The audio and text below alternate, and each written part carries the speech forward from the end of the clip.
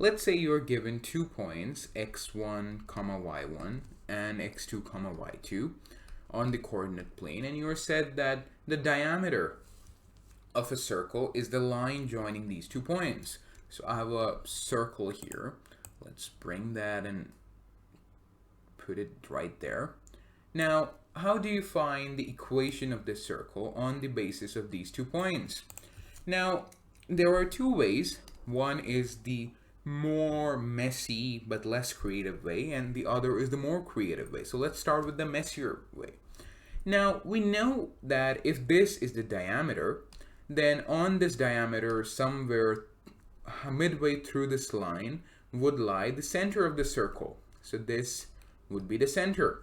Now, since this is midway, this is dividing, the center divides this diameter in 1:1 ratio, you can write that the center is the midpoint of these 2 points.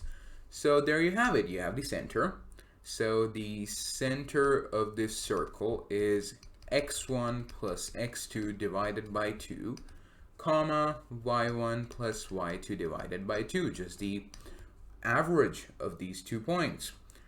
And the second thing you need to define the circle is its radius. So what is the distance between this center and some other point on this curve? Well, you could have taken some arbitrary point here, but then you already have 2 given points. So this distance right here is equal to this distance right here, so no matter whichever you choose. So let's take the distance between O, the center, and x2, y2. So the radius is equal to the distance between these 2 points, which is, first you take the difference in the x coordinates, so x2 minus x1 plus x2, that divided by 2 whole squared, plus same thing for the y coordinates, so y2 minus y1 plus y2 over 2 squared. This will give you the square root of x2 minus x1 divided by 2 squared plus y2 minus y1 over 2 squared. This is the radius and this is the center.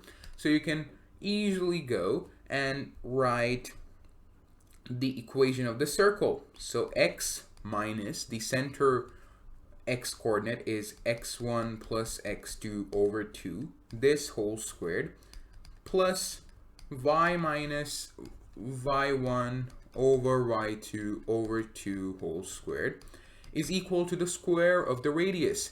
Now the square of the radius is the square of this entire thing, and since the square would knock off the square root sign, so let me just write the final result. So x2 minus x1 over 2 squared plus y2 minus y1 over 2 squared. And now this would be a bit messy to work out, but let's just do it anyway. So this is of the form a minus b squared. So you can write this as x squared minus 2 times x plus 1 over x1 over plus x2 over 2 plus x1 plus x2 over 2 whole squared. Similarly for the y thing, so plus y squared minus 2 times y times y1 plus y2 over 2 plus y1 plus y2 over 2 squared. This is equal to, let's just keep these as it is, so x2 minus x1 over 2 squared plus y2 minus y1 over 2 squared. Solve this for a bit. So this will give you x squared plus y squared. Let me just write these 2 terms separately. So x squared here plus y squared here minus these will cancel out. So you will have x times x1 plus x2, and here you have minus y times y1 plus y2. This would land you here. Now, if you take these right-hand side things and put it on the other side, so you have plus x1 plus x2 squared minus x2 minus x1 squared, and similarly for the y thing, you have y1 plus y2 divided by 2 squared minus y2 minus y1 over 2 squared. this is equal to 0. Now, if you just proceed along these lines, so this right here, this is of the form a plus b squared minus a minus b squared, and the result for this is an identity. This is equal to 4 times ab. Now a and b here are x1 over 2 and x2 over 2, and here you have y1 over 2 and y2 over 2. So from here you arrive at x squared minus x times x1 plus x2 plus 4 times x1 over 2 times y1 over 2. Similarly for the y stuff, so plus y squared minus y times y1 over 2 plus 4 times y1 over 2 times y2 over 2. Sorry, there is an x2 here. Now, from this, you can see that these 4 and 2's will cancel out. This equal to 0 means now you can see right here, this entire thing is equal, if you just factorize x out of it, this is equal to x minus x1 times x minus x2. Similarly, this stuff right here is equal to y minus y1 times y minus y2. The sum of both of these is equal to 0. And there you have it. The equation of the circle given two diametrically opposite points lying on the circumference is x minus x1 times x minus x2 plus y minus y1 times y minus y2 is equal to 0. Now let's try a more creative way, a better way, I think, to find this equation.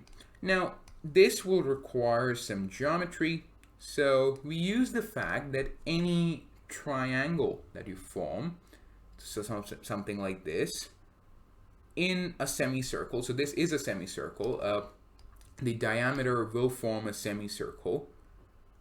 Any sort of triangle like this will have a 90-degree angle. And since we are doing analytic geometry, and if this were a random point, let's just take hk with the convention that we have, so h comma k. Now the slope of this line, since both of these lines are perpendicular, the slope of the first line, so let's just name this as m1 and let's just name this one as m2.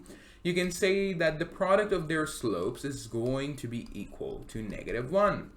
Now, if you just find what is the value of these slopes, that's going to be a lot more easier than this hectic calculation stuff that we have done here.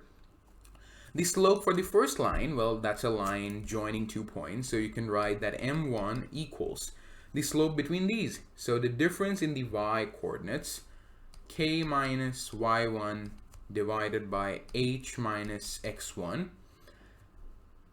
And similarly for the second line, m2 is equal to, so you have again difference in the y coordinates divided by the difference in the x coordinates. Do it in any order, does not really matter. So let's take k minus y2 divided by h minus x2. Now the product of both of these quantities is equal to -1. That's something that we know. So k minus y1 divided by h minus x1 times k minus y2 divided by h minus x2. This is equal to -1. Take entire denominator here, multiply that by both sides, and take it here, take it to the other side. So you will have k minus y1 times k minus y2 is equal to negative of h minus x1 times h minus x2. Take all of this to this side, and in the end you will have k minus y1 times k minus y2, I'm doing all of that in the same color, plus h minus x1 times h minus x2 is equal to 0. And since h and k is just sort of a convention we take when finding the locus, you can just replace that h by x and y by k, and you will get the general form we just got here. So using two different methods, we found this equation. Let's just use this once. So if I give you 2 points, 3, 2, and 5, 6, and let's say these two lie on the diameter of a circle, we don't know anything else about the circle. And that equation will be x minus 1 coordinate, so x minus 3 times x minus the other coordinate, so x minus 5, plus y minus 2 times y minus 6. This is equal to 0. As simple as that. So that also gives us the freedom that if you just find 2 points on the diameter of this circle, if you find that anyhow, you can easily write the equation without any worries. This is something that we will refer back to in future videos.